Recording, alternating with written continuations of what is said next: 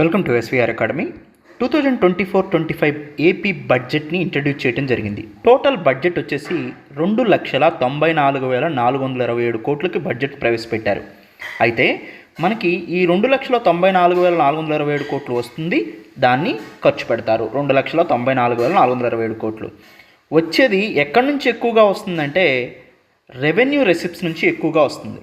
అప్రాక్సిమేట్గా 2,00,000 కోట్లు. ఈ రెవెన్యూ రెసిప్ట్లో కూడా ట్యాక్స్ నుంచి ఎక్కువగా వస్తుంది.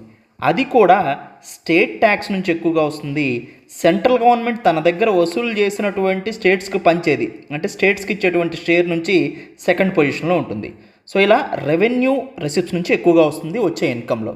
అయితే ఇంకొక most important expenditure point of వ్యూలో చూస్తే మోస్ట్ ఇంపార్టెంట్ క్యాపిటల్ ఎక్స్పెండిచర్ అంటే ఇన్ఫ్రాస్ట్రక్చర్ క్రియేషన్ ఎక్స్పెండిచర్ మీద 32,712 కోట్లు ఖర్చు పెడుతున్నారు. ఇది మోస్ట్